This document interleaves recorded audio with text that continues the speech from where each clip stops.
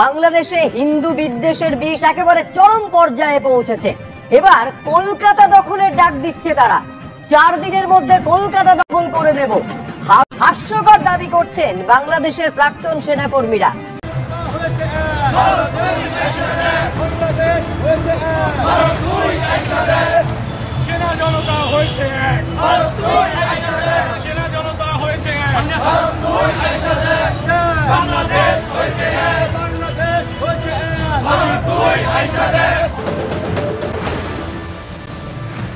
ভারত তো দূরের কথা, আমেরিকা আমাদের সাথে টিকবে না ইনশাআল্লাহ। আমরা বলছি 4 দিনের মধ্যে আমরা কলকাতা দখল করে নেব। আমরা দখল করে নেব। সামরিক বাহিনী, ছাত্র জনতা আমরা একত্রে আছি। আমরা রাবার 5000 সদস্য, এই 5000 সদস্যের মধ্যে অর্ধেকই নবীন, 2500 আমরা যুদ্ধের মাঠে যেতে পারি। আর এর সাথে যদি 30 লাখ ছাত্র জনতা যোগ হয়, তাহলে ভারত তো দূরের কথা, আমেরিকা আমাদের সাথে টিকবে না ইনশাআল্লাহ।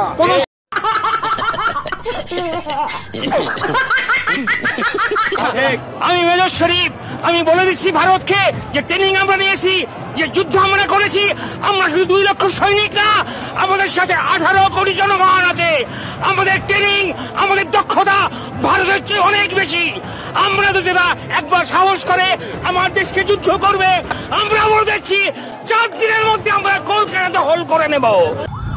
এটা হাস্যকর, হাস্যকর, এই দেশের জনগণের জন্য হাস্যকর। আমরা দখল করে নেব, আসাম দখল করে নেব। মোদিজি, অমিতজি এবং রাজনাথ সিংজি, আপনারা বাংলাদেশ সেনাবাহিনী যেটা দেখেছেন 72 সালের, সেই সেনাবাহিনী এখন আর নাই। আমরা এখন যুদ্ধোপযোগী এবং যে কোনো শত্রু মোকাবেলায় প্রস্তুত। আপনারা আর আস্ফালন তুলবেন না। ইস্টার্ন সেক্টর, ইস্টার্ন কমান্ড গোছানোর ভয় আমাদেরকে দেখাবেন না।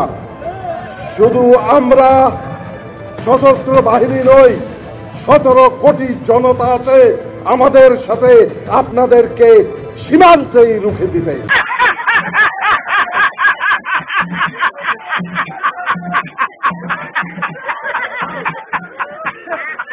এই মুহূর্তে ভারতবর্ষের সেনাবাহিনীর যে স্ট্রেংথ, যে শক্তি রয়েছে, তাতে দেখা যাচ্ছে যে প্রায় 14.5 লক্ষ সেনাবাহিনীর এই মুহূর্তে সংখ্যা, টোটাল অফিসার এবং সেনা মিলিয়ে 14.5 লক্ষ তাদের হচ্ছে মোট সংখ্যা। যেখানে বাংলাদেশের সাকুল্যে সব মিলিয়ে 1,65,000 থেকে 63,000, ওই 1,63,000 থেকে 65,000-এর মধ্যে। মানে তুমি বুঝতেই পারছো, বেশ কয়েক গুণ ভারতবর্ষের সেনাবাহিনীর সেনা এবং অফিসারদের সংখ্যা বেশি। এবং তুমি যদি দেখো যে ট্যাঙ্ক, যে তোমার মনে আছে নিশ্চয়ই যে 71-এর যুদ্ধে এই ট্যাঙ্ক অত্যন্ত গুরুত্বপূর্ণ ভূমিকা নিয়েছিল। এবং সেই ট্যাঙ্ক এখন ভারতের হাতে কটা? ভারতের হাতে 4,614টা ট্যাঙ্ক আছে। বাংলাদেশের হাতে কটা? মাত্র 320টা। এরা কিভাবে ভারতবর্ষের সঙ্গে যুদ্ধ করবে? 4 দিনের মধ্যে কলকাতা দখল করতে গেলে তো ওই আর্টিলারি বাহিনী নিয়ে এগোতে হবে, ওই ট্যাঙ্ক নিয়ে এগোতে হবে। 320টা ট্যাঙ্ক নিয়ে 4,600 যে দেশের ট্যাঙ্ক আছে তাদের বিরুদ্ধে লড়া যায় না, লড়ার কথা ভাবাও যায় না। এইটা বাংলাদেশের সাধারণ নাগরিকদের বুঝতে হবে। তার কারণ সেখানকার অবসরপ্রাপ্ত সেনা কর্তারা পরিকল্পিতভাবে তাদেরকে ভুল বুঝিয়ে তাদের বিরুদ্ধে একটা ভারত বিদ্বেষের জন্ম দেওয়ার চেষ্টা করছেন।